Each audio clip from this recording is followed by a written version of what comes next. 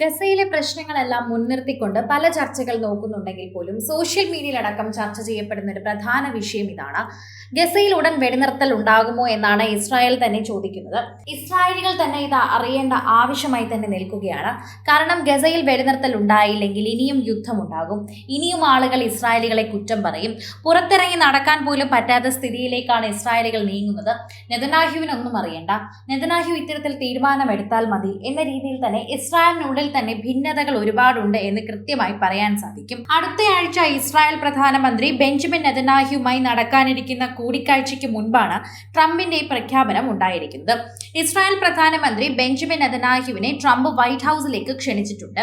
അടുത്ത തിങ്കളാഴ്ച നെതന്യാഹു യുഎസിലേക്ക് എത്തുമെന്നും സൂചനകൾ ഒരുപാടുണ്ടായിരുന്നു.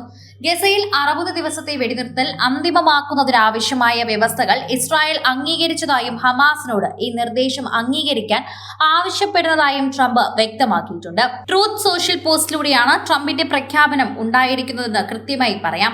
എന്നാൽ വ്യവസ്ഥകൾ എന്തൊക്കെയാണെന്ന് ഇതുവരെ പറയുന്നില്ല. വ്യവസ്ഥകൾ പറഞ്ഞാൽ മാത്രമേ ഇസ്രായേലിന്റെ കുഴി ശരിക്കും നമുക്ക് മനസ്സിലാക്കാൻ സാധിക്കൂ.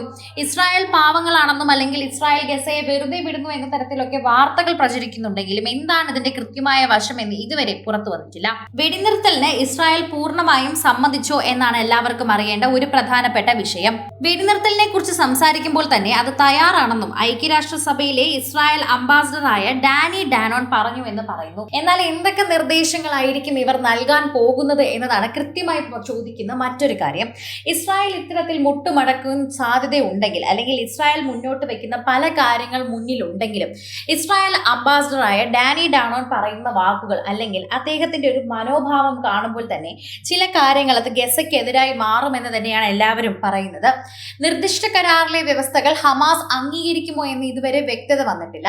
ഹമാസിന്റെ ഭാഗത്തു നിന്നും പ്രതികരണം ഇതുവരെ വന്നിട്ടില്ല. ബന്ദികൾ നാട്ടിലേക്ക് മടങ്ങിയാൽ യുദ്ധം അവസാനിപ്പിക്കാമെന്ന് ഇസ്രായേൽ പുറമേ തന്നെ പറയുന്നുമുണ്ട്.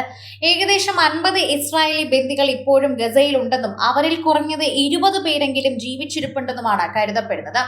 അതേസമയം ഗസയിൽ ഉടനീളം ഇസ്രായേൽ സൈന്യം നടത്തിയ ബോംബാക്രമണത്തിൽ 109 പേർ കൊല്ലപ്പെടുകയും ചെയ്തു. ഇതിൽ 28 പേർ ഭക്ഷണപ്പൊതികൾക്കായി കാത്തുനിന്നവർക്കെതിരെയാണ് വെടിയേറ്റത് എന്നതാണ് ഏറ്റവും വലിയ ദുഃഖകരമായ ഒരു കാര്യം. ഏറ്റവും കൂടുതൽ സോഷ്യൽ മീഡിയയിൽ തന്നെ നിരവധി പേരുള്ള വാർത്തകളെല്ലാം ഏറ്റെടുക്കുന്നുണ്ട്. എല്ലാവരും അതിന്റെ വാർത്തകളെ കുറിച്ച് സംസാരിക്കുന്നുമുണ്ട്. നിരവധി പേർ ഇതിന്റെ വാർത്തകളെ കുറിച്ചുള്ള പ്രതികരണവും നൽകുന്നുണ്ട്. എല്ലാവർക്കും അറിയേണ്ടതും ഗസയിൽ എന്തൊക്കെയാണ് ഇനി നടത്താൻ പോകുന്ന ചർച്ചകൾ എന്ന് തന്നെയാണ്. വെടിനിർത്തലുമായി ബന്ധപ്പെട്ട് ഇത്രയും വാർത്തകളൊക്കെ ഉണ്ടെങ്കിലും സോഷ്യൽ മീഡിയയിൽ എന്താണ് കൃത്യമായി പറയുന്നതെന്ന് അറിയാൻ സാധിക്കുന്നില്ല. കൂടുതൽ ഇനി തന്നെ അറിയാൻ പറ്റുമെന്ന് പറയുന്നു.